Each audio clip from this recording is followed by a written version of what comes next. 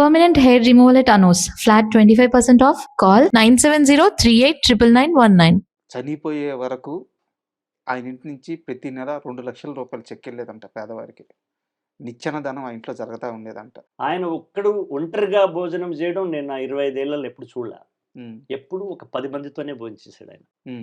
ఏ ఒక్క రోజు అది అల్పాహారం కానివ్వండి, స్నాక్స్ కానివ్వండి, టీ కానివ్వండి, భోజనం కానివ్వండి 20 వెండి పళ్ళెలు రెడీగా ఉండేవి సార్. కింద ఎవరున్నారు? ఆయన మొదటి క్వశ్చన్, పలానా పలానా ఉన్నారు, పలానా వాళ్ళని పైకి రమ్మన్నారు. ఆయన్ను ప్రతిభావంతులైనటువంటి రైటర్స్ని, టెక్నీషియన్స్ని ఉంటే ఆయన పంక్తి భోజనం చేస్తాడు. ఆయన శ్రీహరి ఉన్నాడు, శ్రీహరి పైకి రమ్మ, అశోక్ తేజ ఉన్నాడు పైకి రమ్మ, ప్రభు ఉన్నాడు జర్నలిస్ట్ పైకి రమ్మ. ఇలా ఒక 15 కంచాలు రెడీ అయిపోయాయి. ఆ తల్లికి విసుగు లేదు, విరామం లేదు. సరే వంట చేసే వాళ్ళు ఉంటారు అనుకోని, పర్యవేక్షణ ఆమెదే. అంతే కదా. అమ్మ మా అందరికీ ఒకటేసారి భోజనం పెట్టి, గురువుగారికి ఏది ఉంటుందో మాకు అదే, అది టిఫిన్ అయినా భోజనం అయినా. అలా నేను ఎప్పుడైనా ఒక్కడు భోజనం చేసింది నేను నా కళ్ళతో చూడలే. అది చాసరిగా ఆ సంప్రదాయము ఎవరు ఏమనుకున్నా సరే కానీ అది ఎక్కడ కనిపించదు ఎక్కువ. ఇండస్ట్రీలో ఒక సేయింగ్ ఉంటుంది సార్, లైట్ బాయ్ అంటే చాలా చిన్న స్థాయి, అవును, స్థాయి గురించి మాట్లాడట్లేదు, టెక్నీషియన్ లైట్ బాయ్ 24 క్రాఫ్ట్లో ఒక సెక్షన్. ఎక్కడికి వెళ్తున్నావు అంటే నాకు డబ్బులు కావాలి, దాసరి గారి ఇంటికి వెళ్ళి కంప్లైంట్ ఇవ్వడానికి వెళ్తున్నాను అంటాడంట. అదేంద్రంటే దాసరి గారి ఇంటికి ఎవరైనా పోవచ్చు కదా. తనకు వస్తాయి లేకపోతే మొదలు తనిస్తాడు. సార్ ఇట్లా అయింది సార్, ఆయన నాకు 10,000 ఇస్తలేడు సార్ అంటే మొదలు తను 5,000 ఇస్తాడు.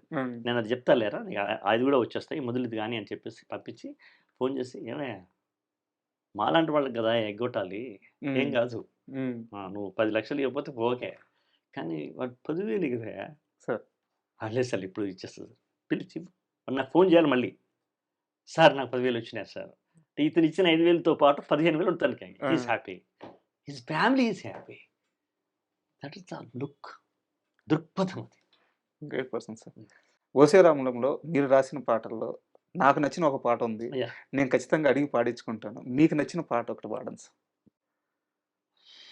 నేను అంటే అన్నీ సందర్భ ఉచిత పాటలయ్యా, అన్నీ కరెక్ట్గా కుదిరేవి. కానీ ఆ రోజులలో ఆయన నాకు తెలియకుండా చేసిన సహాయం ఏంటంటే, 4-5 జోనర్లు సెలెక్ట్ చేసుకుని అన్ని రకాల రసాలలో వైవిధ్యంగా నాతో రాయించినారు. అది నాకు తెలియదు అప్పుడు ఆయన చేస్తున్నాడో, అది రేపు నాకు పనికొస్తుందని. విషాదం, విప్లవం, బాధ, కన్నీళ్ళు, వెటకారం ఇలాంటివన్నీ ఎన్నుకుని పాడించినాడు ఆయన, రాయించినాడు. అది నాకు తెలియదు అప్పుడు.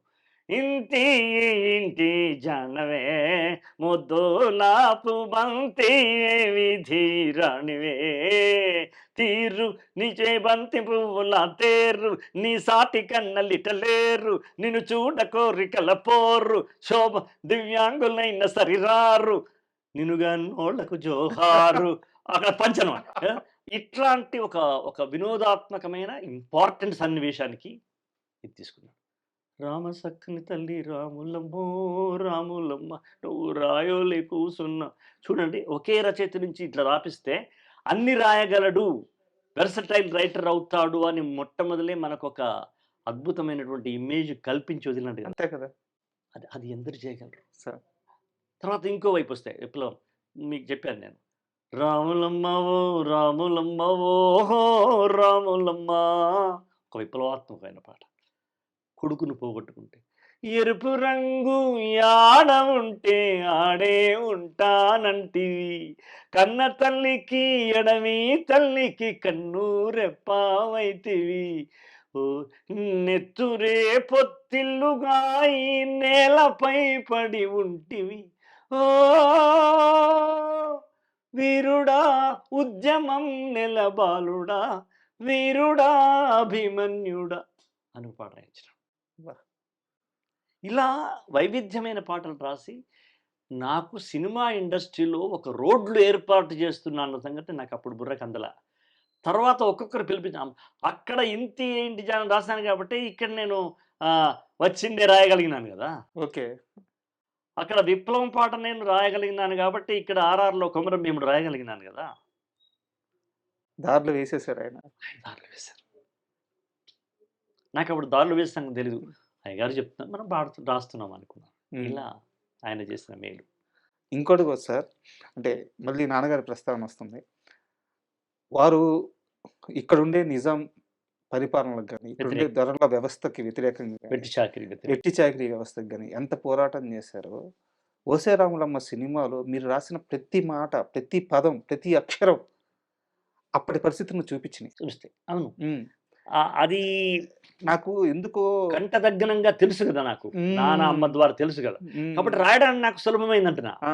మా అమ్మ వందల విషయాలు చెప్పింది వేరే తెలంగాణ విషయాలు. హ్మ్. ఎలా చనిపోయినారు, ఎలా బలి అయినారు, ఎట్లా సజీవ దహనం చేసినారు, ఎన్ని బాధలు పెట్టినారు, ఆడవాళ్ళని ఎలా ఇబ్బంది పెట్టినారు, ఒంగోబెట్టి ఎలా రాళ్ళు పెట్టినారు, లక్ష విషయాలు చెప్పేది కదా మా అమ్మ, మా నాన్న. వాళ్ళ చర్చలు ఇవన్నీ నాకు తెలియకుండానే నాకు వెన్ను పూసలో నిలిచిపోయింది. అది పెన్నులోకి వచ్చింది. మీకు ఈ మాట ఎవరన్నా ఇదివరకు చెప్పారో లేదో నాకు తెలియదు గానీ, ఓసే రాములమ్మ సినిమా మీకోసం ఎదురు చూసినట్టుంది. అంతే కదా, ఎందుకంటే చరిత్ర అది. ఆయన కొడుకు తప్పించి ఇంకెవరు రాయాలి దాన్ని? రాస్తే ఆయన రాయాలి. లేదా ఆయన కొడుకు రాయాలి. అంతే కదా!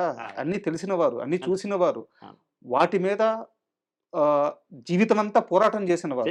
ఆ కుటుంబం నుంచి గాని, ఆ రక్తం నుంచి గాని ఒక మనిషి వచ్చి రాయాలి గాని, వేరే వారికి ఎందుకు వెళ్ళదు ఆ సినిమా?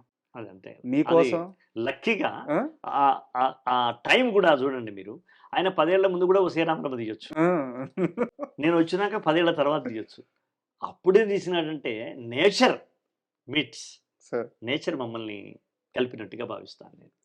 సార్, నేను అంటే ఈ ఇంటర్వ్యూకి వచ్చే ముందే అనుకున్నాను, నేను ఈ ఇంటర్వ్యూ వ్యూస్ కోసం చేయట్లేదు, దీని మీద ఏదో పేరు తెచ్చుకోవాలని చేయట్లేదు, నేను మీతో మనస్ఫూర్తిగా మాట్లాడాలని వచ్చాను. దీంతో సినిమా ఉండొచ్చు, సినిమాకి సంబంధం లేని ఉండొచ్చు, సాహిత్యం విషయం ఉండొచ్చు. మనము నాకు నిజాం పరిపాలనలో ఇక్కడున్న దొరల వ్యవస్థ అయితేమి, ఈ మొత్తం వ్యవస్థలో తెలంగాణ స్త్రీలు పడిన అత్యధిక బాధాకరమైన సంఘటనల గురించి, ఒక్కదాని గురించి, ఇది రాజా, ఇది మరీ దారుణం, నా గడ్డ మీద పుట్టిన స్త్రీ ఇంతటి నరకం అనుభవించింది, ఇది నాకు తెలుసు.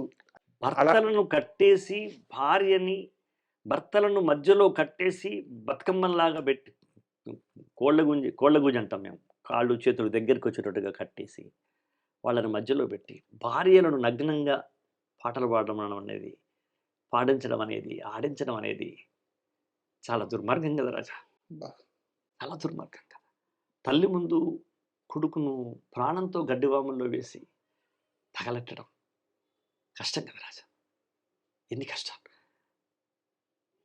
తోలు తిరగలు తీయమంటారు, చర్మాన్ని ఒలిచేసి పుట్టల మీద, చీమల పుట్టల మీద, చెదల పుట్టల మీద పడేయడం,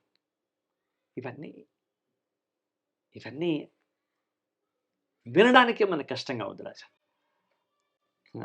ఆ రోజులలో ఇంత దారుణమైన విషయం అది. నేనది రాచరిక పాలనలో జరిగినటువంటి దొరలు చేసిన,